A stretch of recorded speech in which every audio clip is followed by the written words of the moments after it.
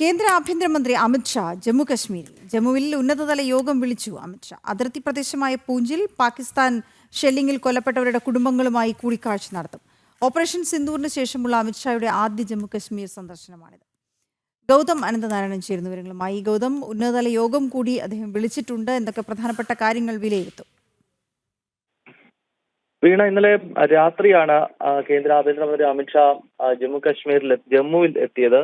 അവിടെ lieutenant governor Manoj Sinha എയർപോർട്ടിലെത്തി അദ്ദേഹത്തെ സ്വീകരിച്ചു. ശേഷം ഇന്നലെ രാത്രി തന്നെ ഗവർണർ രാജ്ഭവനിൽ ലഫ്റ്റനന്റ് ഗവർണറുടെ വസതിയിൽ തന്നെ ഇന്നലെ ഒരു യോഗം ആഭ്യന്തരമന്ത്രി അമിത്ഷാ വിളിച്ചിരുന്നു. ആ യോഗം പ്രധാനമായും രണ്ട് വിഷയങ്ങൾ ചർച്ച ചെയ്തു. ഒന്ന്, ജമ്മുകശ്മീരിലെ ഇപ്പോഴത്തെ സുരക്ഷാ ക്രമീകരണങ്ങൾ എത്രത്തോളം ശക്തമാണ് എന്നത് സംബന്ധിച്ചുള്ള കാര്യങ്ങളുണ്ട്. അതോടൊപ്പം തന്നെ അടുത്ത ജൂലൈ 3-ാം തീയതി ആരംഭിക്കുന്ന അമർനാഥ് തീർത്ഥാടനത്തിന്റെ വിലയിരുത്തൽ സംബന്ധിച്ചുള്ള ചർച്ചകളും ഇന്നലെ രാത്രിയിൽ നടന്നതായി മനസ്സിലാക്കാൻ കഴിയുന്നുണ്ട്. ഇന്ന് അദ്ദേഹം പൂഞ്ച് സന്ദർശിക്കുമെന്നാണ് റിപ്പോർട്ടുകൾ. അതിർത്തി പ്രദേശമാണ് പൂഞ്ച്.